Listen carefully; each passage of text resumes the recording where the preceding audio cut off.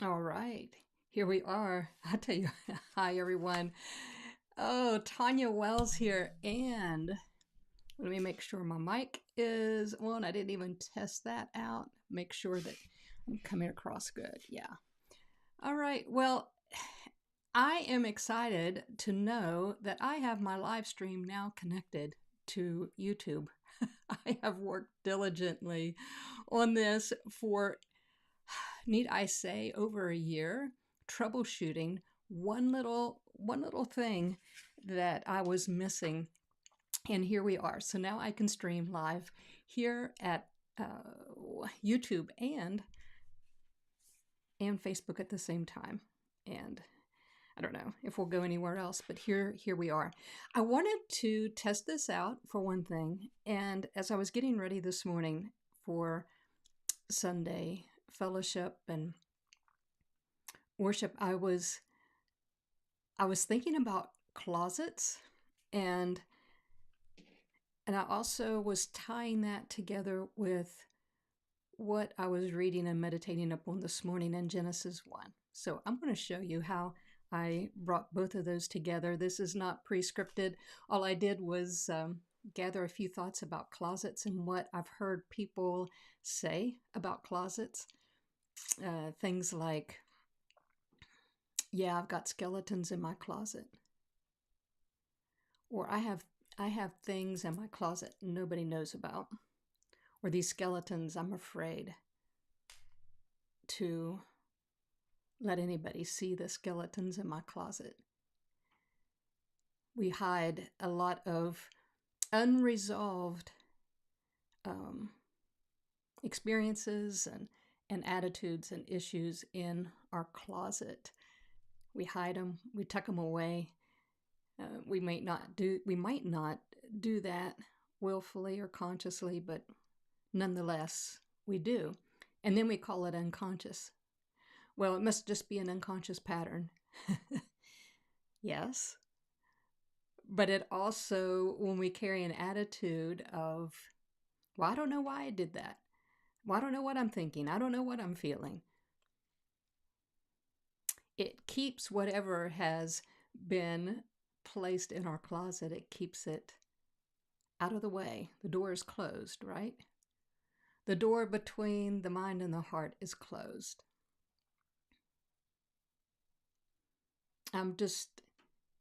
If you've ever listened to me, I will purposely pause because I really want us to think about.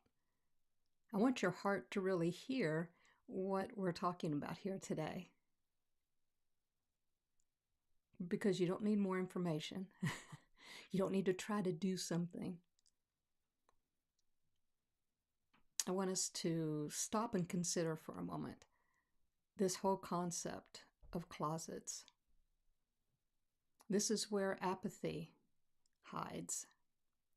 This is where anger hides. This is where resentment hides. This is where unforgiveness hides. This is where fear hides. We're afraid of what might be in our closet.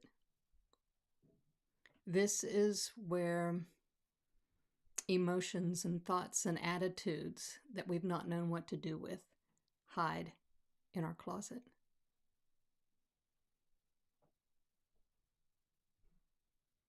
Some even use the phrase, I've come out of my closet. What are they meaning? That there have been things that I've thought and felt in the deep recesses of my soul that I've not let out. And so here they are. There's a lot with this figure of speech of closets. And I began to think about, well, I don't know that I began to think it. This thought rose in my heart as I was starting to meditate upon this word closets. And then I thought, Jesus invites us to enter into our closet. He said, when you pray, go into your closet. Now, for many, especially raised in church like I have been for years and years and years, you hear that word pray, and what's the first word that comes to your mind? Say. Pray and say.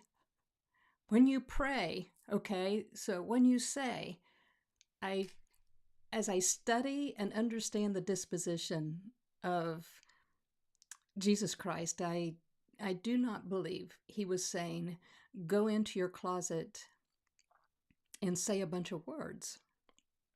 I don't believe that was the primary focus here.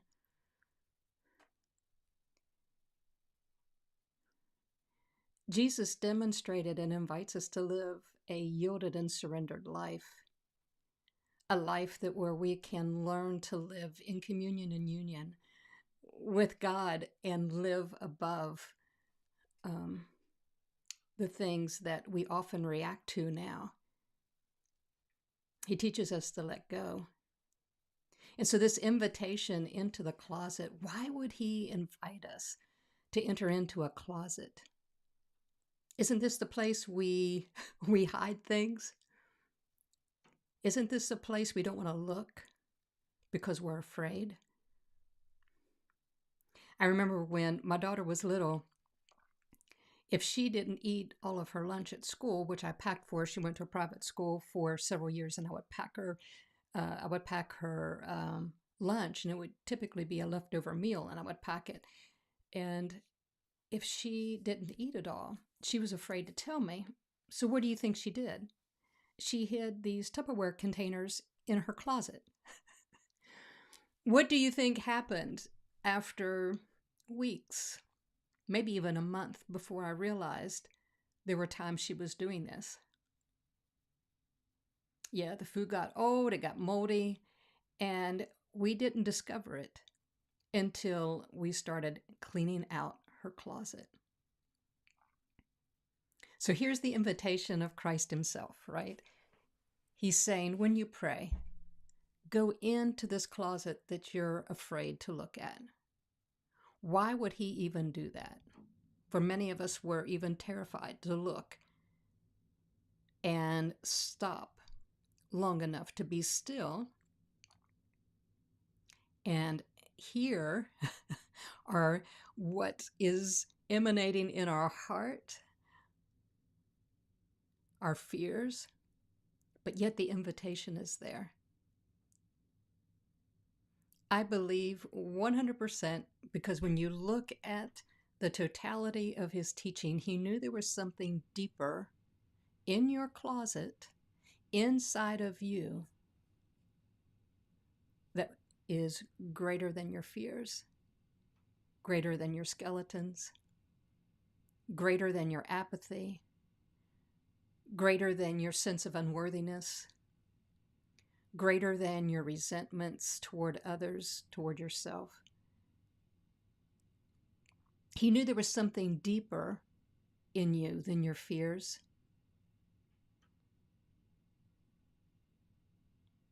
He knew there was something deeper in you than your limited thoughts and beliefs. The invitation is not to be crippled or paralyzed with what's in your closet. That's already happening right now in your everyday life.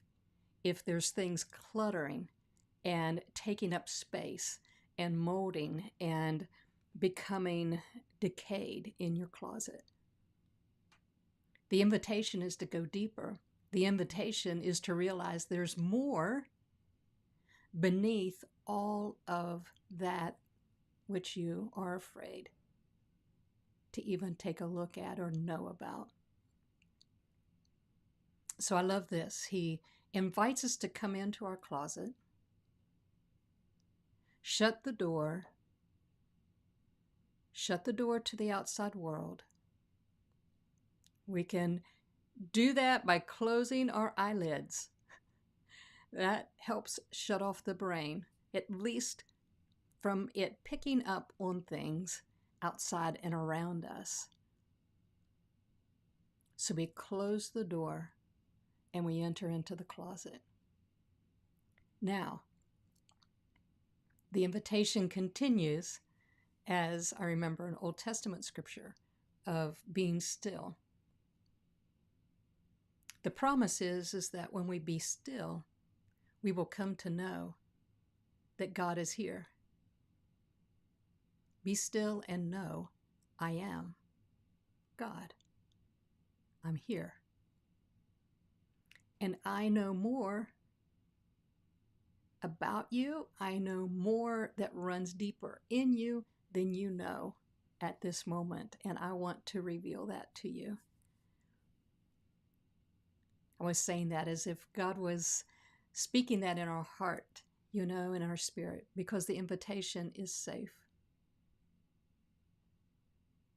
And there's no way I can ever tell you that and you say, oh, okay, God is safe. Or, okay, there's something deeper in me than all of these layers of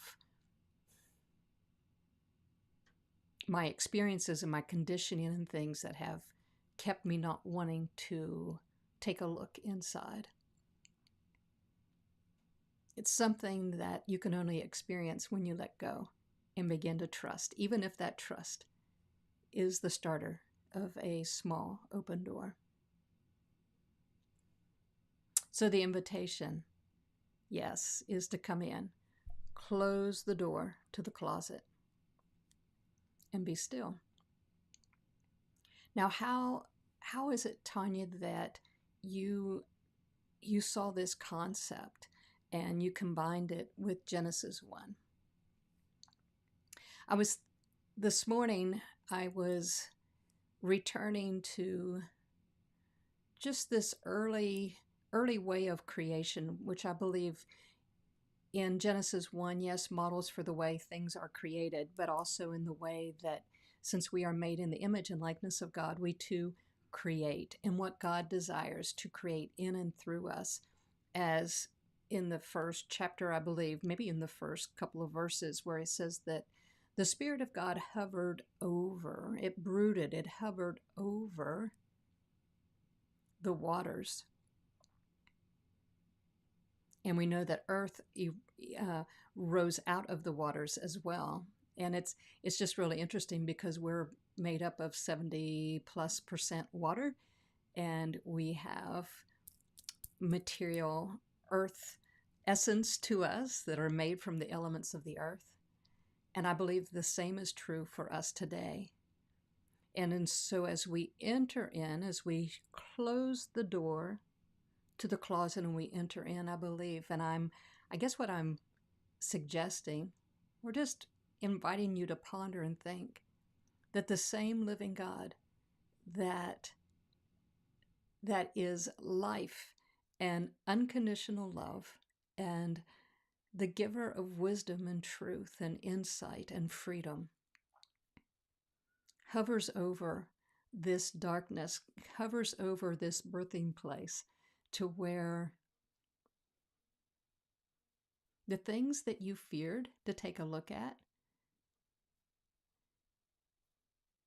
is the same invitation to take a look so that it can be let go and released, bringing you greater level of freedom, bringing life to begin to experience and live in ways that you've never dreamed possible, because you've not taken a look. You've been afraid of the closet. Let me just pause for a minute, because I want to see where I want to go with this and kind of bring closure to this thought. I think my whole purpose in this is that realizing that God doesn't want us to be afraid of what's in our closet. And let me add a caveat there. That doesn't mean that just because we see something in our closet that is the divine order of our life. Well, I see I'm full of resentment towards so-and-so, so that's just in my closet. Now it's out there, and I'm going to vent that on somebody. That's not what I'm talking about. I'm not talking about now you have a reason to express all these things that you may begin to see that's in your closet. but you have a way of recognizing them. And in doing so, you let go and you surrender them to the life of God and the love of God and the kingdom of God that I truly believe Jesus is saying that's why we go in, because there is something much deeper than all of this, that even though it's hidden, maybe even hidden from you, is covering up the love and the nature and the life of Christ.